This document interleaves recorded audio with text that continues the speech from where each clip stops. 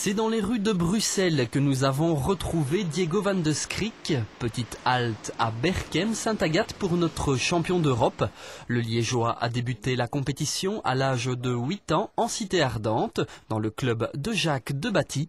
Et c'est en 2003 qu'il a migré vers la capitale pour rejoindre le Chardon, le club de Mark van Reybrouck.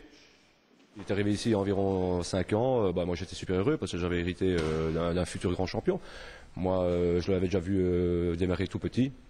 Donc je voyais que c'est un garçon qui avait plein de potentiel. Il est arrivé chez moi avec déjà un bon potentiel. Et je l'ai fait mûrir mentalement et physiquement. À 23 ans, Diego est aujourd'hui à un tournant de sa carrière. Il a remporté cette année le titre de champion d'Europe senior, catégorie moins de 75 kg à Tallinn en Estonie. Exceptionnel pour un karatéka belge, un de ses meilleurs souvenirs, même si ce n'est pas le seul. Je suis un multi-champion de Belgique. J'ai été 2 fois champion d'Europe junior, 2 fois vice-champion d'Europe chez les seniors, champion d'Europe cette année, senior, et 2 fois vice-champion du monde. Mon meilleur souvenir, c'est mon premier titre de champion d'Europe junior quand même, car c'est un petit peu, ce jour-là, c'était un petit peu l'effet de surprise. J'étais pas là pour combattre, on m'a offert ma chance et je l'ai saisi, et depuis, les sélections et les podiums n'ont cessé de suivre. Et pour analyser le profil de notre champion, le plus simple est encore de demander à son meilleur ami. Sa vitesse, il va très très vite, il a un coup d'œil et il a un mental d'acier.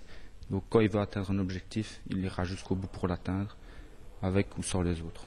Autre atout de Diego, sa précision, des coups toujours bien calculés, enfin, presque. Mais ce qui caractérise peut-être le plus Diego van de Schrick, c'est son éternel sourire et son incroyable simplicité. Il vit sa passion avec rigueur et professionnalisme sans se prendre au sérieux. Jamais.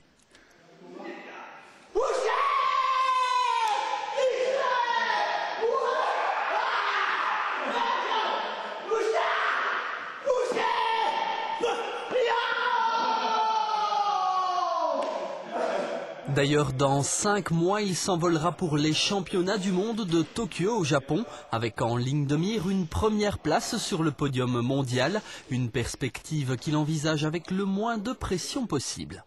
Là, on est en but de ce championnat du monde-là, donc je m'entraîne pour, mais je vis aussi le moment présent. J'essaie de ne pas me mettre la pression, sinon c'est le meilleur moyen aussi de rater en étant trop stressé. Donc ici, oui, je me prépare pour Tokyo, mais chaque chose dans son temps. Il y a d'abord les championnats de préparation, il y a aussi bien sûr les vacances d'abord, et après Tokyo. Pour cela, il faudra venir à bout de solides concurrents comme l'Italien Luigi Busa ou le Hollandais Timothy Petersen. Mais le pire adversaire de Diego, c'est peut-être lui-même. Le jeune homme a encore parfois un peu de mal à gérer son stress dans les moments décisifs. S'il passe outre cette pression, tous les rêves lui sont permis.